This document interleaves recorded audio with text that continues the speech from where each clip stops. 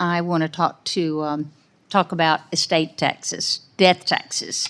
I just don't think there's anything this Congress can do that would be more vitally important to keeping acreage in production than addressing this.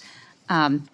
Warebein, I'll address you on this one. I want to talk about that, but it's a death sentence for so many family farms and businesses. And, we're cattle producers ourselves, and we see this all the time with people in our stockyard that sell cattle. But I know what it's like to operate on limited cash for all of these people, many of us, which we have a lot of value tied up in the land.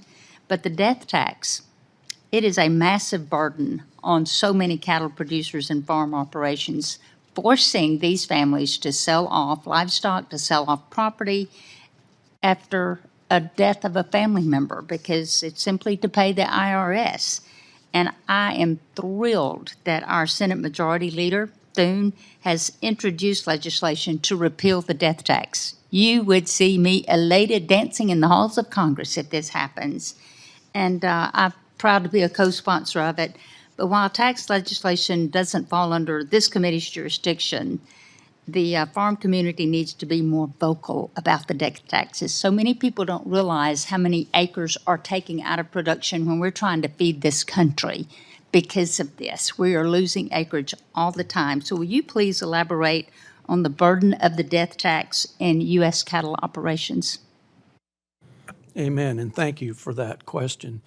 The way land is appreciated and the value of it now, which of course is a good thing for the owner of it, as you said, when it changes hands at a death, then the cost, they can either have to sell or take on great debt to pay the tax on it. So this is a huge one, and we were very pleased with what the Trump administration did in their first term, and we know that he wants to reauthorize the Tax Cuts and Jobs Act and maybe even improve on it. And so even with the higher level that is in it now, that even needs to be more. And so I couldn't agree with you more that is a big one for landowners.